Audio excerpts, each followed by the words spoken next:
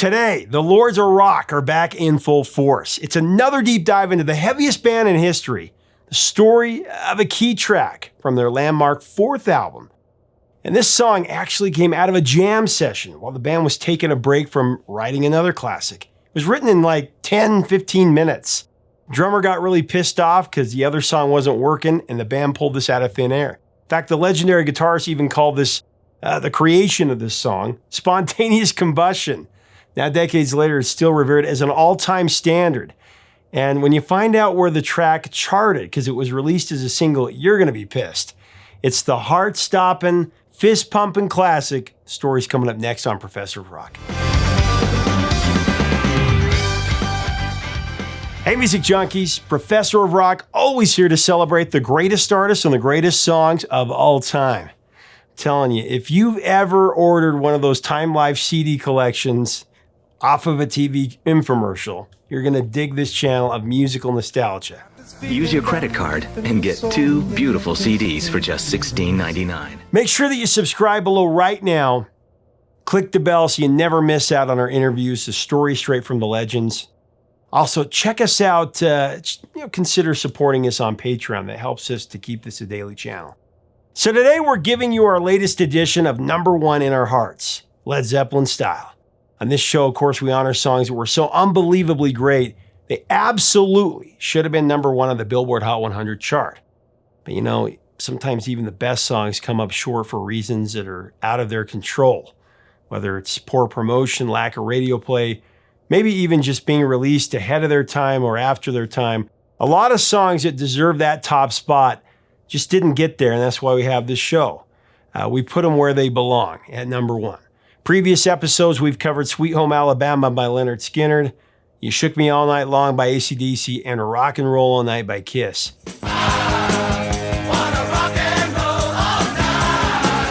Today, we're going to get into another song with rock and roll in the title. In fact, that is the title. It's Led Zeppelin's Kick It into Overdrive Smash, Rock and Roll.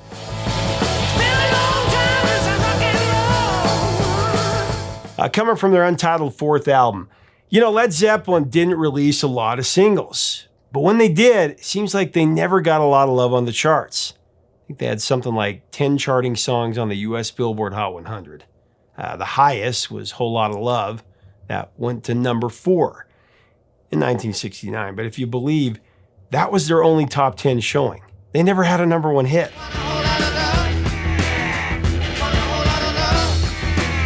But on average, Led Zeppelin singles actually scored about a number 36 ranking, barely making them a top 40 band in the US, which the charts ought to be ashamed of themselves. Zeppelin unleashed such a power-packed catalog, overflowing with classic rock standards we still hear today, every day.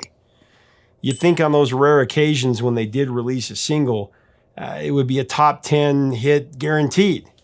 But radio was a little bit different back then. That's a story for another day. Well, unfortunately, rock and roll was one of those Hot 100 casualties. Now, I'm not going to tell you where it landed just yet, but I'll say that it should have done a lot better. In the meantime, see if you can guess how it did. I'll come back to its chart position later in the episode and see if you guess right.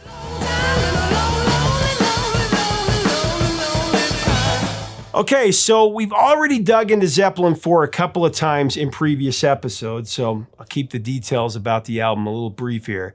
Officially untitled, 4 has gone by multiple names over the years, including 4 Symbols, the fourth album, and Runes. If you want a detailed breakdown on the album's names, its symbols, or even the recording process, you can check out our installments on Black Dog and Stairway to Heaven. Seriously, though, perfect album here. The way you move, gonna make you sweat, gonna make you groove. Flying the stairway to heaven. Today, I want to get into how Zeppelin IV was a rebuttal to critics and an industry who absolutely savaged Led Zeppelin's third album, unfairly, I might add. So leading up to 3, the band, they were on a tear. I know I'm preaching to the choir here, but for anyone just discovering Zeppelin, the band consisted of Robert Plant on vocals, Jimmy Page on guitar, John Paul Jones on bass, and John Bonham on drums. Hey, I hope there's a lot of people that are discovering him for the first time. It's amazing. all rock legends. On September 19, 1970, these four legends concluded a massively successful U.S. tour at New York's Madison Square Garden. That year, Zeppelin II had been a fixture on the album charts. It knocked the Beatles' Abbey Road off the top spot, not once, but twice.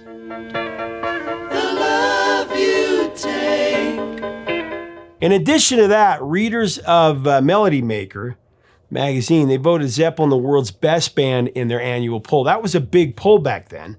It was a position that the Beatles had owned for years. There's all kinds of accolades that I could add to this list, but the point is that through their first two albums, Led Zeppelin was the best new thing going. With the Beatles breaking up and a new decade dawning, the mantle of top band that was up for grabs, and Zeppelin, they took a hold of it very quickly. But with phenomenal success also comes envy and disdain from those who, of course, want to bring you down. Enter Zeppelin III. Just weeks after wrapping up their U.S. tour, Zeppelin released their highly anticipated third album. This was on October 5th, 1970. But what Led Zeppelin delivered to the masses didn't match many people's expectations. I mean, many people were anticipating a carbon copy of Led Zeppelin II. But what they got was in large part Pastoral Zeppelin. 3 was dominated by acoustic tracks and a much lighter approach. Yeah, there were some rockers thrown in for good measure, but not enough to satisfy demand, I guess, for those who were upset.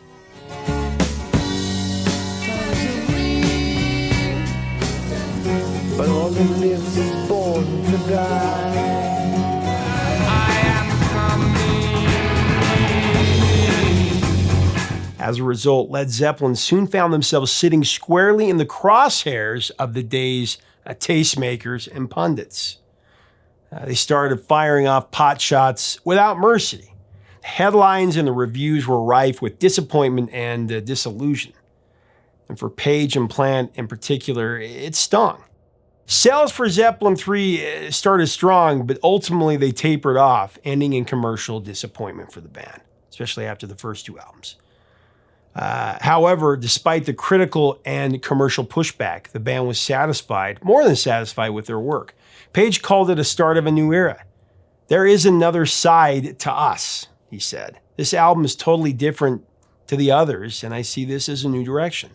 Robert Plant said that after 3, the sky was the limit. Shows we can change, we can do things. It means there are endless possibilities for this band. We are not stale, and this proves it. I love 3 myself. But if the sky was the limit after 3, Zeppelin IV would launch the band into the stars. This album was an immortal offering, the ultimate in Led Zeppelin. And even though the band was satisfied with Zeppelin III, they still had a chip on their shoulder for how the press had poisoned it. So Zeppelin IV was the Lords of Rock firing back, and it left the doubters ducking for cover.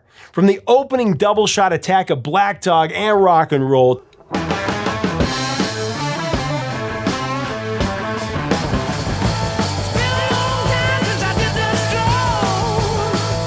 to the phenomenal closer when the levee breaks, and of course everything in between. It blew everyone away.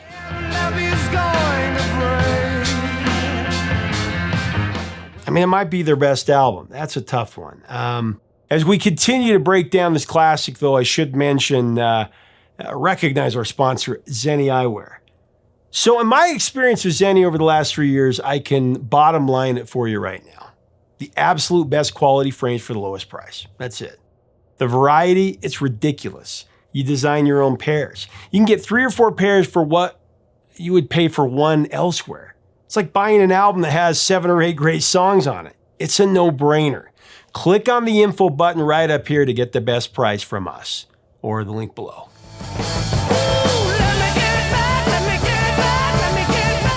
I mean, the 8 tracks on Zeppelin IV definitely upped the ante of rock, and it went a long way to position Zeppelin among the founders of heavy metal.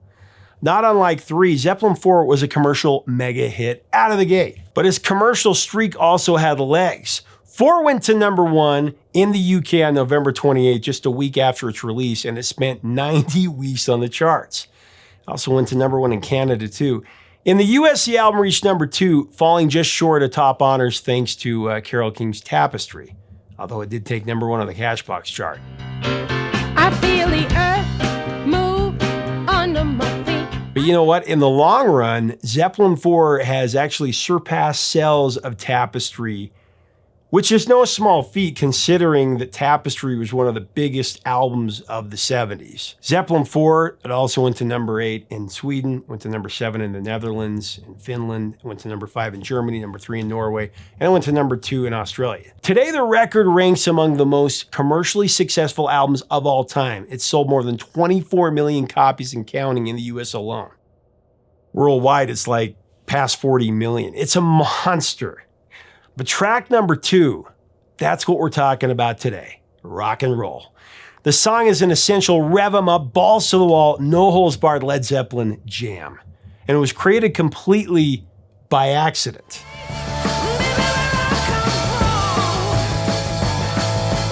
Actually, this epic cut was, it owes its existence to another song from the album, Four Sticks.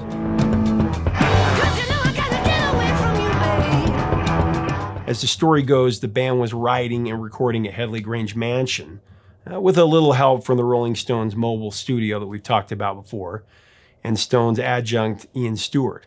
One day they were jamming on Four Sticks, but they weren't getting anywhere with it. And John Bonham was just getting frustrated. He was pissed off.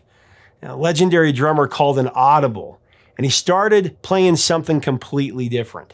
He started riffing on the intro to Little Richard's 1957 song, Keep a Knockin'.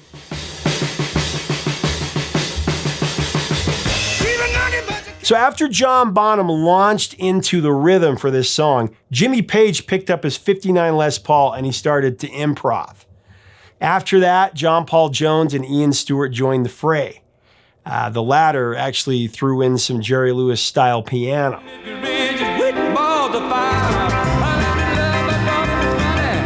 And next, Robert Plant came in with a vocal line, spouting off just random lyrics. But you know what? They all converged around the now familiar line, "It's been a long time since I rock and roll."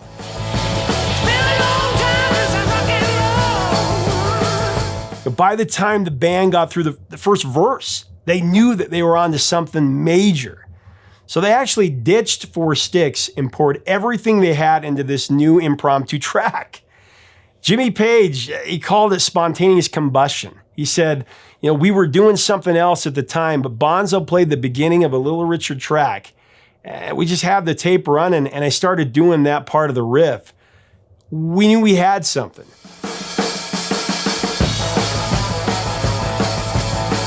Robert came in with the lyrics, and within like 10, 15 minutes, it was virtually complete. At this point, the guys called their new creation, It's Been a Long Time. It wasn't called rock and roll at the beginning. But wow, what a magical moment. Can you imagine it?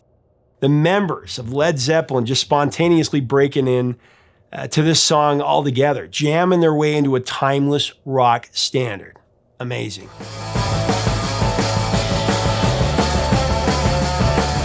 Now back to Page again. He said, if something felt right, we didn't question it. If something really magical is coming through, you follow it. It was all part of the process. We had to explore. We had to delve. We tried to take advantage of everything that was being offered to us. Man, did they.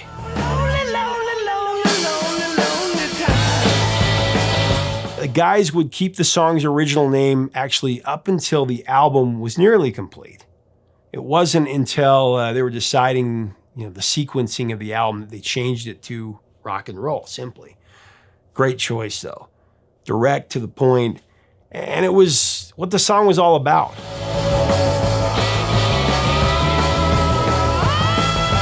As the song opens up, Robert starts singing how it's been a long time since he's rock and roll. Taken at face value, it's a bold-faced lie, even if you thought that their third album was too soft. Dig a little deeper, though, and you realize that it's a tongue-in-cheek response to their critics.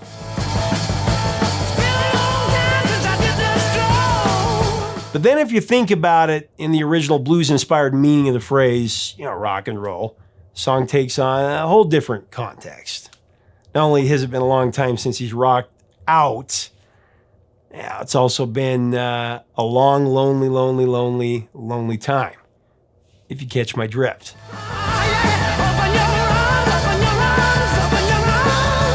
Verses 2 and 3, when Robert Plant sings about the book of love and walking in the moonlight.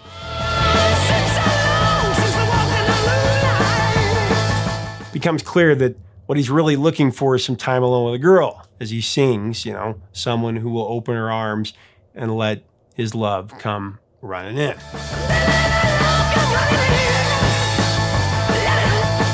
Maybe that's about as deep as it goes. I mean, the message is direct, it's simple, it's also a triple entendre. Sex, drugs, and rock and roll, but minus the drugs. In place of that, big old middle finger aimed at the critics, as I mentioned earlier. It's the world's heaviest band straight up rocking out.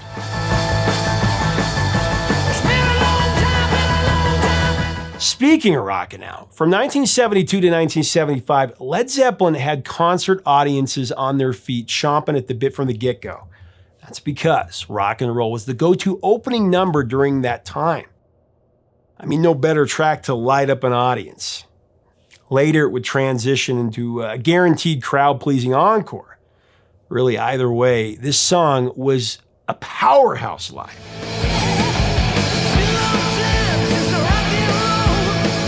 Okay, so at the outset, I mentioned that Led Zeppelin didn't release a lot of singles, but Rock and Roll was one of them. It hit the shelves on February 21st, 1972, in fact, and fittingly, Four Sticks was actually the B-side. Rock and Roll was actually one of two singles released from Four. Black Dog had preceded it a couple of months earlier. Misty Mountain Hop took B-side honors on that one.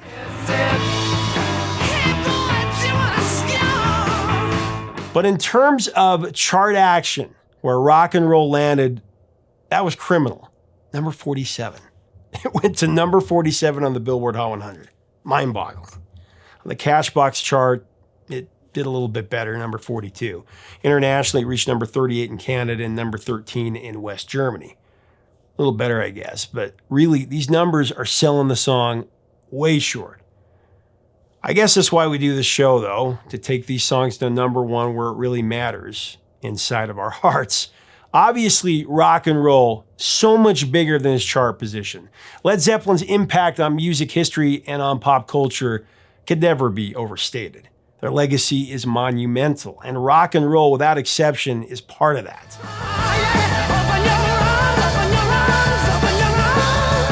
I mean, this song, as much as any in their catalog, has inspired generations of kids to pick up a guitar or sit down at a drum kit and start their rock and roll journey, if you will.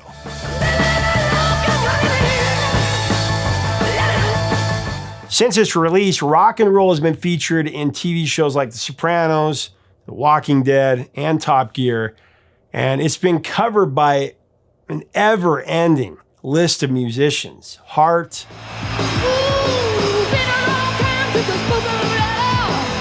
Van Halen, Journey, Guns N' Roses,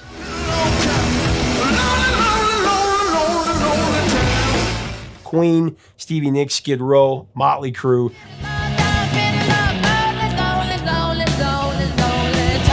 Lita Ford, Sammy Hagar, Steve Lukather, Sheryl Crow, Everclear,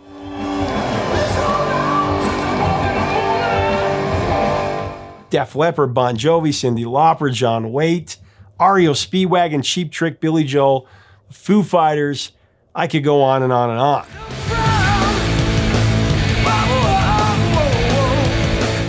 Actually, the Foo Fighters had some help from Jimmy Page and John Paul Jones. And seriously, that's an abbreviated version of the list. So many people. I would say that it's probably the most covered Zeppelin song ever.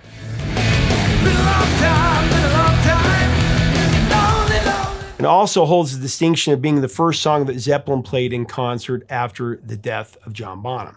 Actually, on July 13, 1985, the three surviving members of Led Zeppelin temporarily reunited at Live Aid for a brief set. After the performance kicked off with rock and roll, it was followed by Whole Lotta Love, and the set concluded with Stairway to Heaven, of course. How do you pick just three Zeppelin songs? Impossible task, it seems.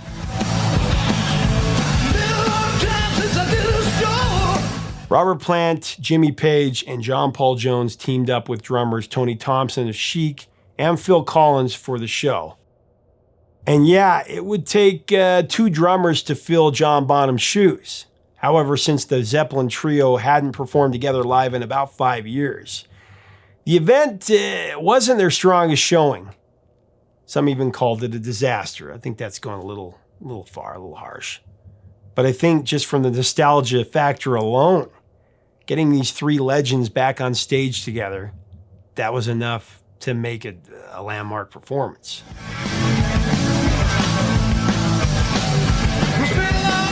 Fittingly, with rock and roll kicking things off, Robert Plant got to sing those fateful first words, "It's been a long time since I rock and rolled." And this time, it had been a long time.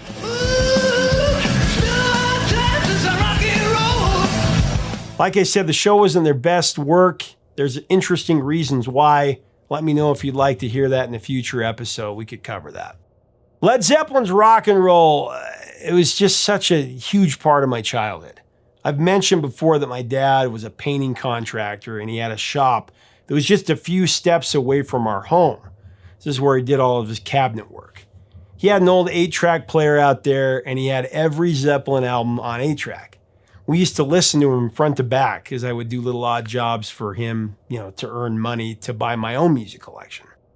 Well, rock and roll was always a favorite for me. I used to pop it in. It'll light me up, give me the motivation to perform a boring job like, sweeping out the space or stripping paint off of something. So one time my dad caught me getting a little too into rock and roll. I'll let him tell you. Sometimes I'd catch Adam in the shop by himself with the music full blast and playing a broom or something as a guitar or a microphone. I couldn't help it. The power of Zeppelin is instilled in all of us. The music plays and we're unable to control our reaction. Look, rock and roll is a no-brainer. This is a #1 song all the way. It was something special from its inception.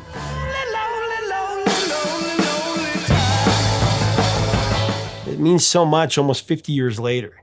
This one absolutely belongs at the top and deserves the honor of being #1 in our hearts. By the way, the top 5 songs in America the week that rock and roll peaked at number 47 are as follows. Number 5, you had Neil Young with his masterpiece, Heart of Gold, which had already hit #1 weeks before that. I've been a miner for a heart of gold.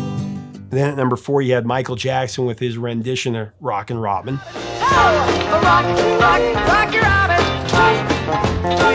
Number 3, I Gotcha by Joe Tex. Okay. Hold it a long time, hold it. Don't turn it loose, now hold it. And number 2, it was America with their classic hit, A Horse with No Name, which had just spent 3 weeks at #1. Memory serves. With no name, it felt good to be out of the rain. And at #1, you had Roberta Flack with The First Time Ever I Saw Your Face, which was spending its first week of its 6 weeks at #1. Were the gifts you gave. I love Roberta Flack. I think we could nudge Zepp in there for a solitary week, though. Don't you?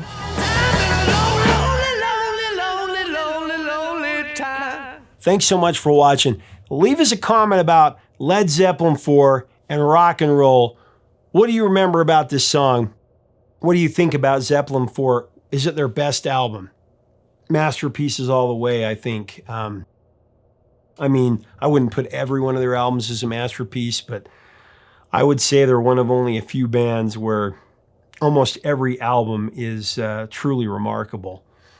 Tell us what you think below. And if you like our content, we invite you to subscribe. We'd love to have you as part of our community. We always have really cool discussions about music. It's all about keeping it alive. Till next time, 3 chords and the truth, my friends.